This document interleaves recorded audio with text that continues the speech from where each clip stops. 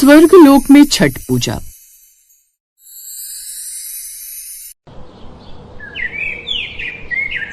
स्वर्गलोक उस दिन असामान्य रूप से चमक रहा था। कमल सरोवर के ऊपर स्वर्णिम किरणें नाच रही थीं, चारों ओर अप्सराएं फूल बरसा रही थीं और देवगण किसी नए आयोजन की तैयारी में व्यस्त थे। देवियों, 2 दिन बाद पृथ्वी पर कार्तिक शुक्ल पक्ष का दिन है। हमारा बड़ा मन था कि हम भी स्वर्गलोक में इस बार छठ पूजा मनाएं।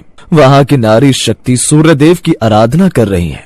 हम भी स्वर्गलोक में छठ पूजा का आयोजन करेंगे। इंद्रदेव, ये तो बहुत ही अद्भुत विचार है। पृथ्वी की माताएं तपस्या करती हैं, हम भी उनका अनुसरण करेंगे। हाँ, और हमने सुना है छठ का व्रत केवल भूख से नहीं, मन के संयम से पूरा होता है। यदि हम श्रद्धा से पूजन करें तो छठी मैया अवश्य प्रसन्न होंगी। लेकिन इसके लिए हमें धरती लोक पर पूजा का सामान लेने जाना होगा। सही कहा आपने देवी पार्वती। मैं देवी सरस्वती को भी बोल देती हूँ। हम सब आज ही चलकर जरूरत का सामान ले आएंगे। अब सभी स्वर्गलोक में बड़े प्रसन्न थे कि कम से कम अब उनके यहाँ भी छठ पूजा का त्योहार मनाया जाएगा। अगले दिन तीनों देवियाँ सामान की खरीदारी के लिए धरती लोक पर चली जाती हैं, जहाँ बाजारों में छठ पूजा की काफी रौनक थी। वो देखो देवी, वहाँ पर गन्ने और कई सारे फल मिल रहे हैं। चलो उस तरफ चलते हैं।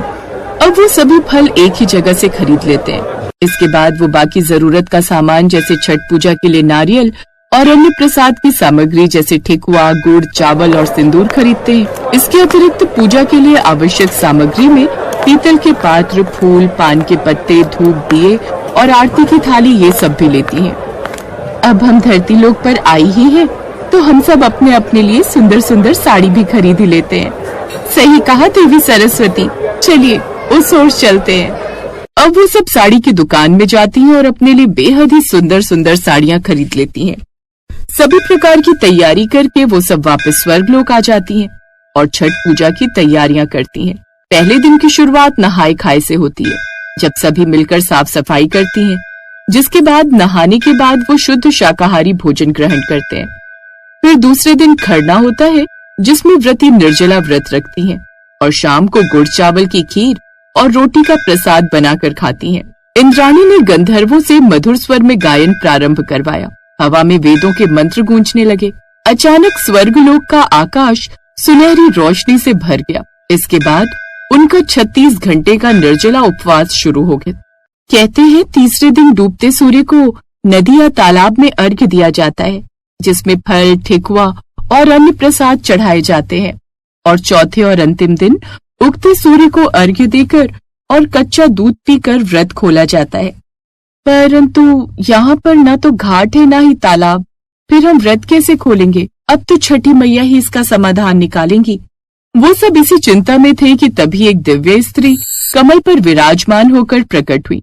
वो थी स्वयं छठी मैया। देवियों, तुम सब ने जिस श्रद्धा से मुझे पुकारा है, वह मेरे हृदय तक पहुँचा है। आज मैं स्वयं तुम्हारे लोक में छठ पूजा स्वीकार करने आई हूँ। मैया, पृथ्वी की स्त्रियां आपके लिए जल में खड़ी होकर व्रत रखती हैं, पर यहाँ न तो गंगा है न मिट्टी का घाट। हम ये व्रत कैसे करेंगे? मैया मुस्कुराई। जहाँ भक्ति होती है वहाँ घाट अपने आप बन जाता है। तभी स्वर्ग भूमि पर एक दिव्य गंगा सरोवर उत्पन्न हुआ, जिसके जल से सुगंध और प्रकाश निकल रहा था। मैया, आपकी पूजा सूर्यदेव के बिना अधूरी है। क्या उन्हें बुलाया जा सकता है? सूर्य तो सबके जीवन का आधार है। आज वे भी स्वर्गलोक आएंगे, क्योंकि यह पूजा केवल पृथ्वी की नहीं, सभी लोगों की है। आकाश लालिमा से भर गया। सूर्यदेव तेजोमय स्वरूप में प्रकट हुए। छठी मैया, आपके नाम का व्रत तो पृथ्वी पर प्रसिद्ध है। आज स्वर्गलोक में ऐसे देखकर मुझे अपार आनंद हो रहा है। स्वर्ग की अप्सराएं घाट सजाने लगी। कमल पुष्प, केले के पत्ते, नारियल, गन्ना, ठेकुआ और प्रसाद के थाल सजाकर सरोवर के चारों ओर रखे गए। तो वहीं देवियां गीत गा रही। सूरज देव झुकले, छठ मैया हंसली, स्वर्ग में आज अर्घ्य चढ़े देवी के हाथ से। सूरज देव झुकले, छठ मैया हंसली, स्वर्ग में आज अर्घ्य चढ़े देवियों के हाथ से। सूर्यदेव, आप सबके प्रतीक हैं। हमारी भक्ति भी उतनी ही उजली रहे जितनी आपकी किरणें। आप ज्ञान के प्रकाश हैं। हमें सद्बुद्धि दे ताकि हम संसार में धर्म का दीपक जलाए रखें। आपकी किरणों से ही धन की वृद्धि होती है।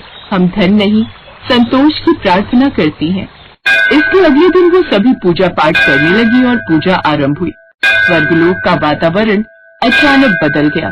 तेज आंधी चली, दीपक बुझ गए, प्रसाद के थाल उड़ गए, अंधकार छा गया। सभी देवतागण और देवियां घबरा गई। ये क्या हो रहा है? कहीं हमने कोई भूल तो नहीं की? ये परीक्षा है पुत्रियों। छठ पूजा का अर्थ ही है संकट में भी विश्वास अडिग रखना। जब दीपक बुझ जाए तब भी मन का प्रकाश जलते रहना चाहिए। ये सुनकर देवियां शांत हुई। पार्वती माँ ने सरोवर की मिट्टी उठाकर दीप का स्थान बनाया। लक्ष्मी जी ने अपने आंचल से तेल निकाला। सरस्वती जी ने अपने वस्त्र से बाती बनाई। फिर मैया ने मुस्कुराकर कहा, यही छठ की सच्ची भावना है। साधन नहीं, संकल्प ही सबसे बड़ा दीपक होता है। उनके ये कहते ही तुरंत अंधकार मिट गया। सूर्य की किरणें फिर फैल गईं और अब समय आया भोर के अर्घ्य का। देवियां गंगा सरोवर में उतरी। जल उनके चरणों को छू रहा था।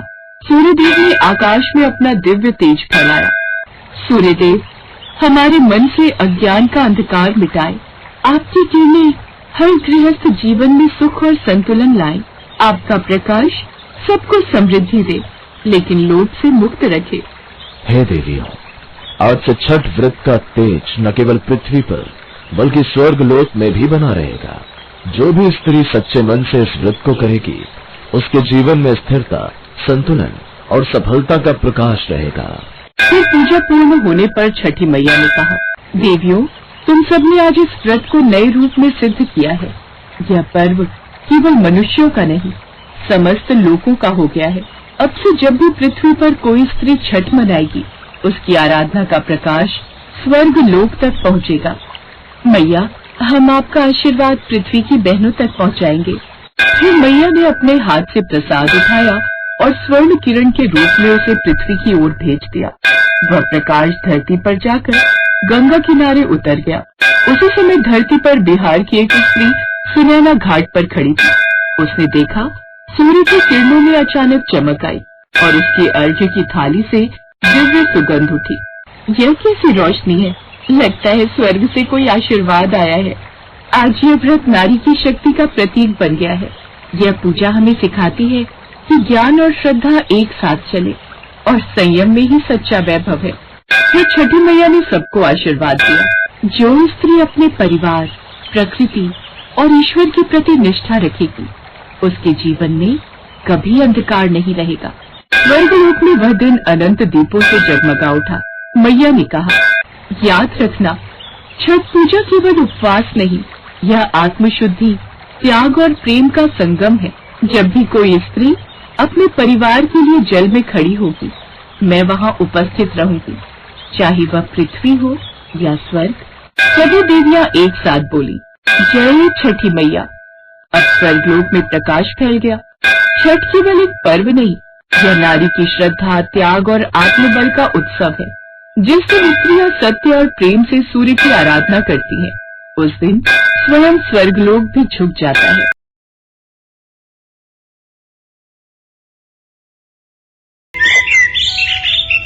ये माँ जी भी ना हर साल छठ पूजा मनाने यहीं आ जाती हैं और फिर मुझे टोका टाकी करती हैं। अनु बहू, ये ऐसे करो, ये वैसे मत करो। बस उनके उपदेश शुरू हो जाते हैं। अनु, अम्मा गांव में अकेली होती हैं, इसीलिए वो छठ पूजा पर यहां आ जाती हैं। उनका भी मन लग जाता है और अगर थोड़ा बहुत बोलें तो सुन लेना। कुछ दिन ही तो रुकते हैं वो भी। उधर राजेश को ट्रैफिक की वजह से स्टेशन पहुंचने में थोड़ी देर हो जाती है। ये लड़का अभी तक हमें लेने क्यों नहीं आया? बैग पकड़े खड़े खड़े घुटने दुख रहे हैं मेरे तो। जरूर अनु ने कोई काम पकड़ा दिया होगा। वैसे भी वो मेरे से 2 कदम आगे ही रहती है। ममता आ जाएगा, अब उसमें उसकी क्या गलती है जो हमारी ट्रेन आधा घंटा पहले पहुंच गई तो। और रास्ते में ट्रैफिक भी तो होता है। लो आ गया हमारा राजेश। पायलागू बाबूजी, लो मैं सामान गाड़ी के पीछे रख देता हूँ। थोड़ी और देर से आ जाता, क्या हुआ? अम्मा और थोड़ी देर खड़ी रहती। राजेश ममता और किशनलाल को लेकर घर आ जाता है। तभी शिखा और मोहित आ जाते हैं। दादी दादू आप आ गए? दादी आप मुझे कहानी सुनाओगे ना? हाँ मेरे बच्चों, मेरी आंखों के तारों, मैं तुम्हें ढेर सारी कहानियां सुनाऊंगी।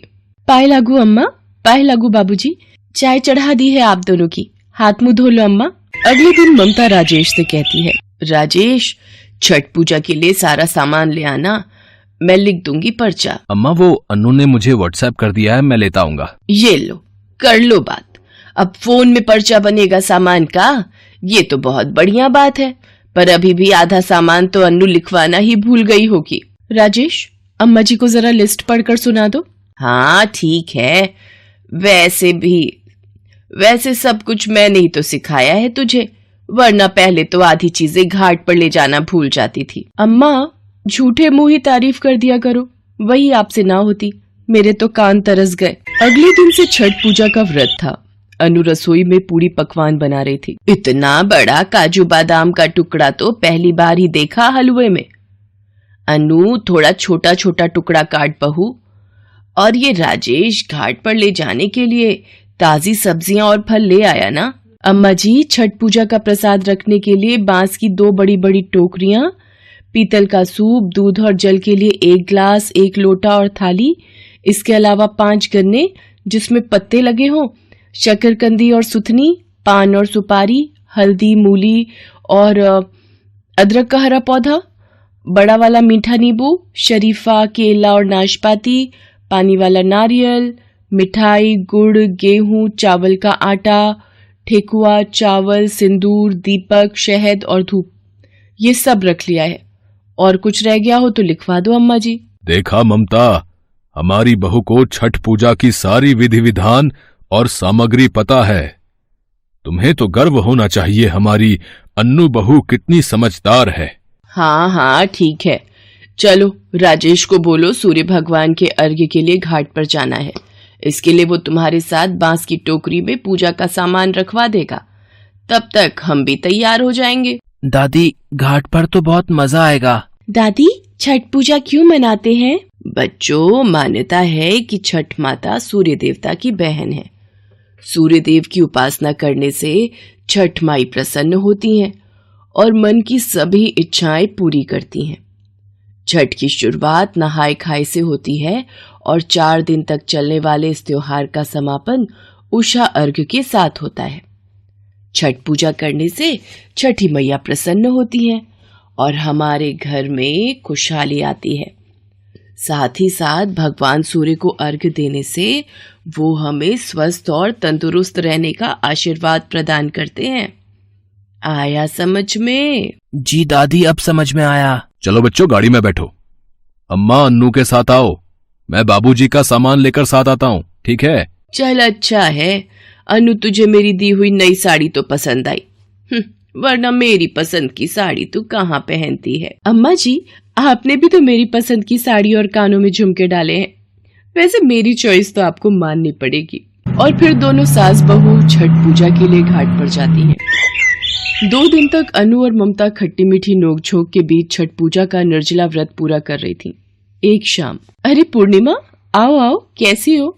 मैं ठीक हूँ, कल सुबह उषा अर्घ्य के लिए कितने बजे निकलना है यही पूछने आई थी। सुबह 3 बजे तो निकल ही जाएंगे, वहाँ पहुँचने में समय लग जाता है और भीड़ भी होती है। ये कौन है अनु? पहले कभी नहीं देखा। मेरी सास है, गांव से आई हैं। तभी तो कितना 3rd क्लास ड्रेसअप है इनका, और मटरी गुजिया का आटा गूंदते हुए पूरी साड़ी को आटे में भर रखा है इन्होंने। कितनी गंवार सी है तुम्हारी सास। पूर्णिमा की बात सुनकर ममता अपनी साड़ी को झाड़ने लगती है। वो थोड़ा लज्जित हो रही थी और अनु ये सब देख रही थी। पूर्णिमा सोफे से उठ इसी वक्त। क्यों, क्या हुआ? थोड़ी देर गप्पे मारते हैं ना। मेरे घर में तेरे घर की तरह ढेरों नौकर चाकर नहीं है, हम अपने घर के काम खुद ही निपटाते हैं। और हम तेरी तरह नहीं है जो अपने पति के पैसों को महंगे कपड़ों और जेवर में लुटा दें। हमें पूजा की तैयारी करके जल्दी सोना है। ठीक है जा रही हूँ। और हाँ, गवार नहीं है मेरी सासू माँ, जब वो खाना बनाती हैं तो अपने हाथों से प्यार उड़ेल देती हैं उसमें, समझी? आज के बाद मेरी सासू माँ के खिलाफ एक लफ्ज भी कहा तो मुझसे बुरा कोई नहीं होगा। पूर्णिमा अपना सा मुंह लेकर चली जाती है। ममता अनु का ये रूप देखती है, उसकी आंखें आंसुओं से भर आती हैं।